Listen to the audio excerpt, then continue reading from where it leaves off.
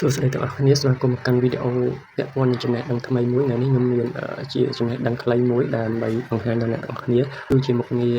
scan QR code ដើម្បីបញ្ចូលលុយដោយការពីមុនយើងតម្រូវឲ្យចូលទៅក្នុង app ហើយតម្រូវឲ្យបើកអ៊ីនធឺណិតទាំងជាទូរស័ព្ទរបស់យើងអស់លុយក៏ដោយ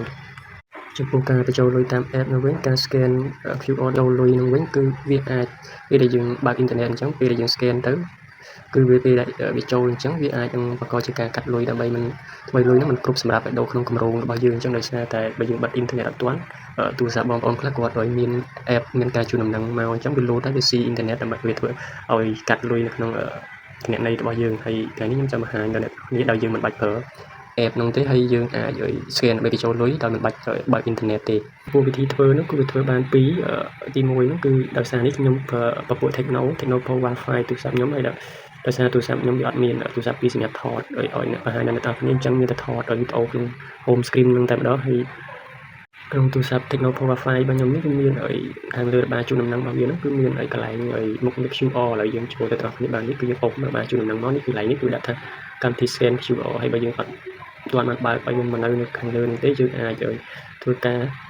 បូកវាបានបាទដោយសារនេះមានកន្លែងវាថាបូកបន្ថែមនេះយើងចុចមកដើម្បីរកអ្នក scan ហ្នឹងបើវាអត់ទាន់បានឡើងនៅខាងលើយើងបន្ទាប់មកយើងអូសវាយកទៅដាក់កន្លែងដែលយើងត្រូវប្រើហ្នឹងហើយយើងចុចរួចរាល់ហ្នឹងមកបាទហើយនេះខ្ញុំអត់បានបើកអ៊ីនធឺណិតនៅក្នុងទូរស័ព្ទទេគឺខ្ញុំបិទដើម្បីបង្ហាញដល់អ្នកទាំងគ្នាបាទឥឡូវយើងចាប់ផ្ដើមចូលទៅក្នុងមុខងារ scan ហ្នឹងទាំងគ្នាឥឡូវយើងចូលមកក្នុងមុខងារ scan ហើយដោយសារវាល្ងិតខ្ញុំថតនៅក្នុងបន្ទប់អញ្ចឹងវាល្ងិតឥឡូវខ្ញុំសម្បើក7បាទហើយបន្ទាប់មកយើងយកកាតដែលយើង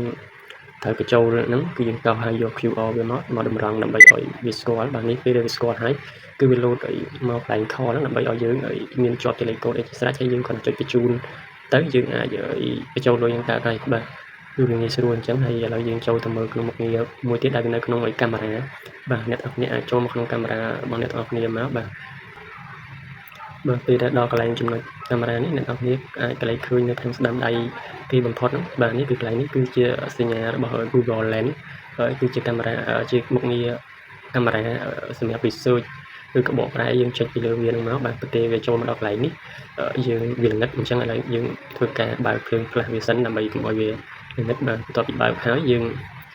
យកកាតដែលយើងតម្រូវសម្រាប់ scan ហ្នឹងយកមកដាក់ឲ្យវាចំដើម្បីឲ្យវាចាប់ចូលក្នុងរង្វង់ scan នឹងបានអញ្ចឹងគឺវានឹងផ្ដល់ទិន្នន័យជាលេខនឹងមកបាទដាក់ឲ្យច្បាស់ឲ្យស្គាល់បាទពេលដែលវាស្គាល់វាចាប់បានចេញជារង្វង់មួយអញ្ចឹងយើងឃើញសញ្ញាលេខកូដទាំងអស់នឹងលេខទូរស័ព្ទហ្នឹងយើងចុចពីលើសញ្ញាហ្នឹងមកបាទគឺវាលោតនឹងមកជាលក្ខណៈទម្រង់កូដនឹងដូចគ្នាបាទហើយយើងគ្រាន់តែចុចបញ្ជូនទៅជាការស្រេចបាទហ្នឹងគឺរបៀបវិធីក្នុងការបញ្ចូលលុយគឺមានពីរបែបហ្នឹងចំពោះទាំងអស់គ្នាដែលអត់បានប្រើទូរស័ព្ទ model ដូចរបស់ខ្ញុំអញ្ចឹងអ្នកនរគ្នាអាចសម្គាល់មើលទូរស័ព្ទរបស់អ្នកទាំងអស់គ្នាដោយអូសមើលឬក៏ស្វែងរកមើលតើវាមានមុខងារអីទាំងពីរនឹងដូចបាទទូរស័ព្ទរបស់ខ្ញុំដែរទេមុខងារទី1នោះគឺកន្លែង scan ហ្នឹងហើយទី2នោះគឺកន្លែងត្រង់កាមេរ៉ាតើកាមេរ៉ាអ្នកទាំងគ្នាមាន logo Google Lens ហ្នឹងដូចទូរស័ព្ទខ្ញុំដែរទេគឺយើងអាចស្វែងយល់តាម